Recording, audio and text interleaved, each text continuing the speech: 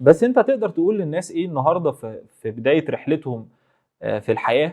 يعني تنصحه بايه او تقول له ايه؟ مفيش إجابة أقدر أقولها غير إن الواحد بيتوكل على الله في كل خطواته، وأنت مش بتبقى عارف القرار ده صح ولا غلط. أنت بتجرب وممكن بعد كده يطلع صح، فديك استفدت. لو طلع غلط أديك عرفت إن الطريق ده مش هو أحسن طريق بالنسبة لك.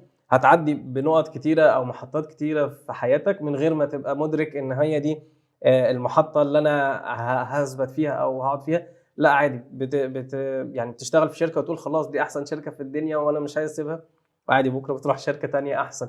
فلو خسرت حاجه فالكويس بيروح عشان يجي اللي احسن منه، لو كسبت حاجه فده فضل ونعمه من ربنا.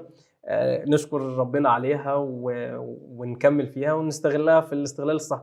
يعني الحقيقه انا بحب اسمع قصص ناجحين كتير جدا جدا.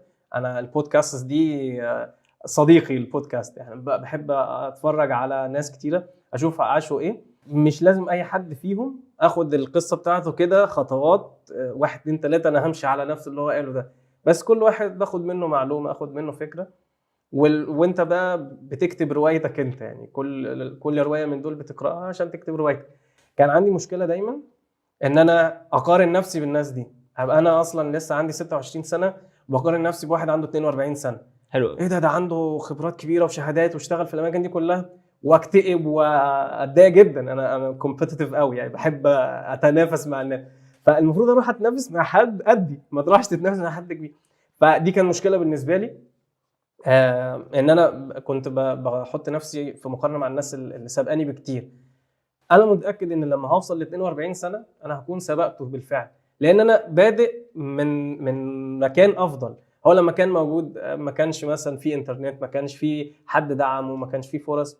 يعني انا متوقع باذن الله، متفائل ان في 42 هكون انا سبقت ده. فدي نقطه مهمه قوي، ان محدش يقارن نفسه بحد تاني سبقه. انت كل واحد هو عارف رحلته وقصته مختلفه عن حد تاني.